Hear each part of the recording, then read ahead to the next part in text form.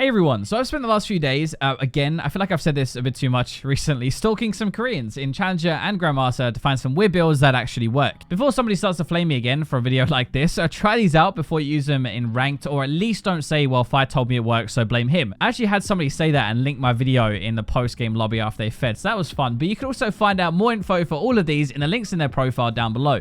Just before our first one, I need a quick favor, I've been stalking a lot more Koreans recently anyway, because I'm working with high-level gaming now, finding new builds and explaining them on their site. There are a bunch of videos on there right now that you can look at that I've been making, a lot of others. I'll run this video in the background to show you what I mean, but I want to do some coaching for the website. For that, I obviously need some people to coach. So if you want to be, then please leave a comment with your rank, your role, your in-game name, and your server, and I'll randomly pick a few in a couple of days. I'll reply to your comment and we'll sort it out. High-level gaming has content from loads of different creators aimed at helping you get better. Like I've been explaining the 4 IE Jin build and AP Kaiser as well. There is a free trial to check it out, which is linked down below, so make sure you go and do that.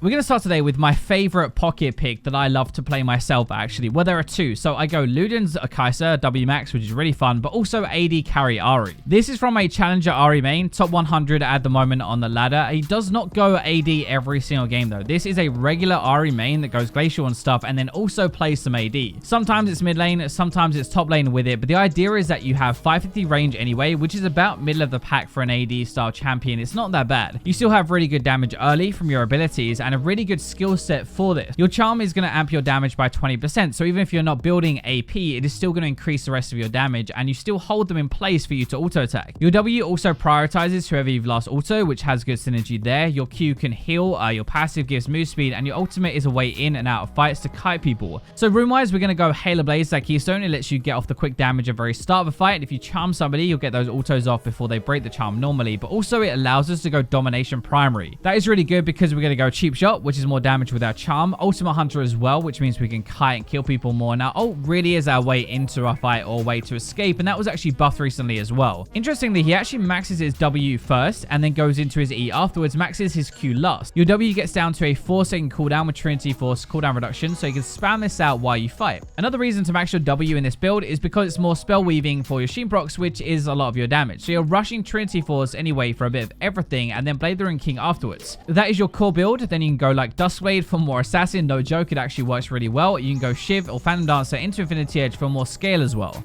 We're going to move into more of a legit, actually kind of a common use strat in Korea right now, in Challenger at least. So we've seen a lot of Sona Pike recently. You never die. You scale amazingly well. It's kind of the idea. Irritate everybody to death. Now we're going to play Sona Pike though, and you're actually going to kill some people. It works the same way, like how you actually play it. So Pike takes the farm to start with Relic Shield. Then Sona completes her quest for Spell Thieves, and then she starts to take the farm and becomes the carry instead. Instead of never dying though with like Sona Taric, this time they will destroy your butt cheeks. Both have really good damage. Sona R into Pike stun as well. With the damage from that, Pike can execute honestly, and when done properly, there is almost no way to dodge the ultimate from Pike. This way as well, Pike gets more farm than normal, so he gets more items than normal, which increases his execute threshold and how much damage he can do, which is already going to be a lot. Halfway through the game, we'll kind of swap over to Sona being the primary damage source, and the same as the other strat as well, AP to give more damage, more healing, shielding, and speed and stuff like that.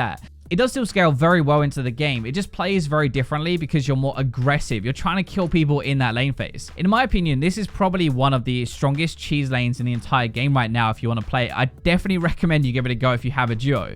Next up is actually a pro player for Kingzone right now, I think, but this is really weird. Oriana mid is getting more popular in the game anyway. I've seen it a bit more recently, but he also goes Unsealed Spellbook, which is weird enough anyway. The build is a lost chapter item, so like Archangels if it's more defensive lane, passive and farming, or Ludens for a bit more damage, into Athenes and into Sensor. This is kind of like how you would play mid lane Lulu if you think about it, but this makes all of her damage store up and then heals somebody when she shields them in a team fight. So stat wise, it actually isn't that bad anyway. It brings her more away from just like pure damage into a mix of damage and utility, which arguably kind of helps us scale a bit better. Building full AP definitely scales well, don't get me wrong, but in this meta where we have like big crit 80 carries and damage in other lanes, opting for this kind of makes a lot of sense. When you add in your sensor, it is giving you a bigger shield, but it also gives you 10 more AP to Athenes and the attack speed and the on-hit buff as well, so you are like a buffing damage machine. This is especially good when you look at the rune set. So it's double CDR, Cosmic Insight and Transcendence there in your runes. Lost chapter item is 20%, Athenes is 10% as well, Sensor is 10%, so you're capped to 45%. You actually have more, but that's obviously Transcendence transferred into some AP.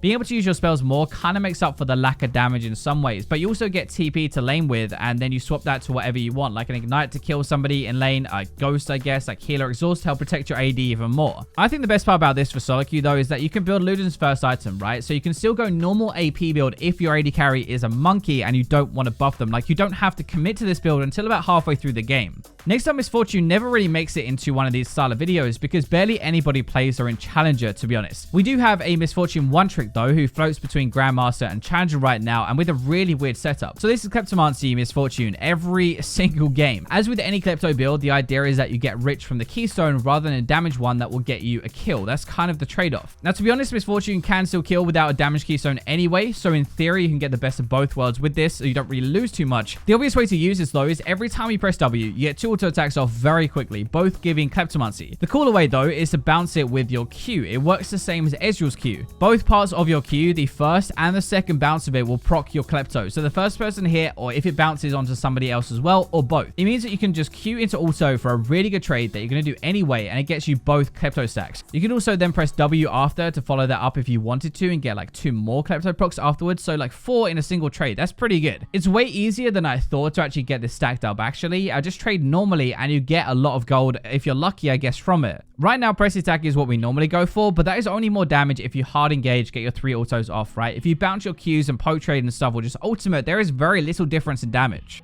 Next one is really weird, and I've seen like 5 or 6 people using this in Challenger on Cho'gath right now, so it seems like this is kind of like a new way to play him. We're going to look at every single role except support. All except bot lane are using Glacial Augment and a slow build. To start with the jungle though, that is the weirdest. Jungle is using Glacial Augment, but they rush a Twin Shadows, even before completing the smite. Then they're going to go into your Runic Echoes and GLP after that, and actually do a surprising amount of damage. Cho'gath's biggest problem is missing his Q, because he has no setup after that, right? It has to hit really, and you can't really miss it with a perma slow. Imagine as well, like for a gank, it's so cute, like Twin Shadows into it, right? He comes around the corner, sends ghosts after you, they slow, he hits his combo, his Q, and you're going to be dead. Mid lane is kind of like the most standard, I guess, if you can call it standard, but it's kind of like an Ahri, right? It is even more gross for laning. Cho'gath has a lot of damage, a lot more than people think when he builds AP. He maxes Q for a lot more damage as well. A lot of people will think that you go your W first, but actually his Q is the highest damage spell in his kit. It is 300 base damage and 100% of your AP on top of that rank 5. So if you hit that, it can be like 500 damage. Again, you're just going to be shooting out your slow rate. You're going to be fishing for your Qs when they're slowed, so they can't really dodge it, and then use the rest of your combo.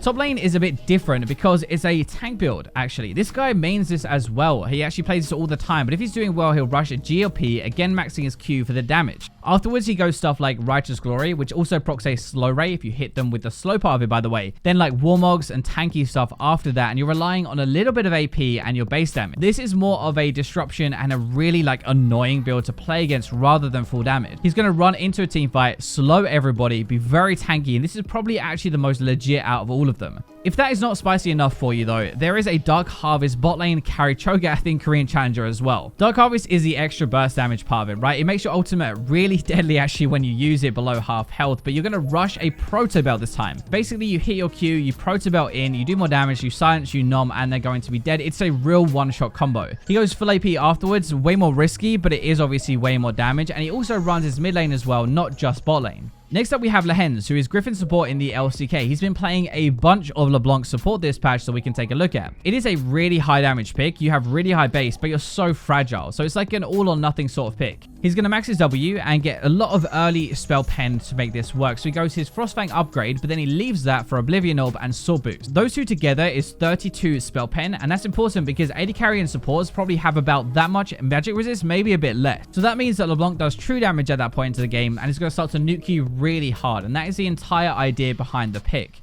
When it works really well. You do about as much damage as your mid laner, so it's like having another mid for team fights that is going to burst you.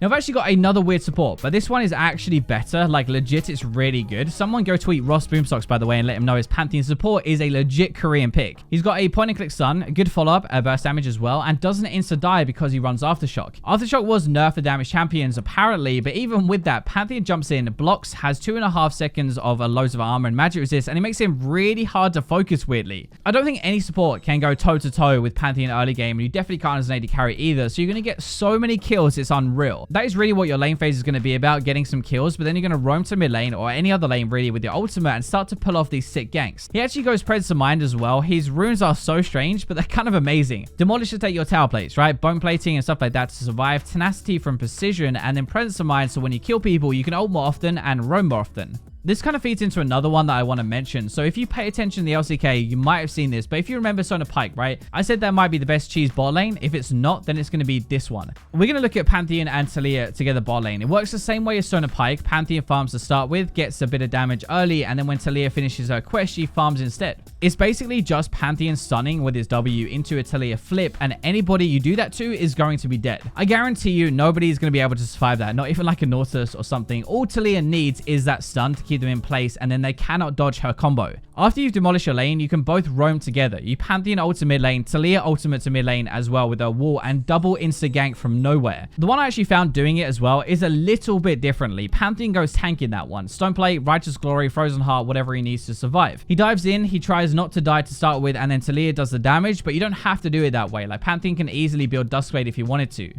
So those are going to be some weird builds and picks from Korea. Let me know if you enjoyed, and definitely check out High Level Gaming as well, or leave a comment for the coaching stuff. Thank you for watching until the very end. I'll probably be streaming right now if you want to come check it out. I'll throw a link down below if I am, but thank you for watching until the end, and for now, I will leave you with robots.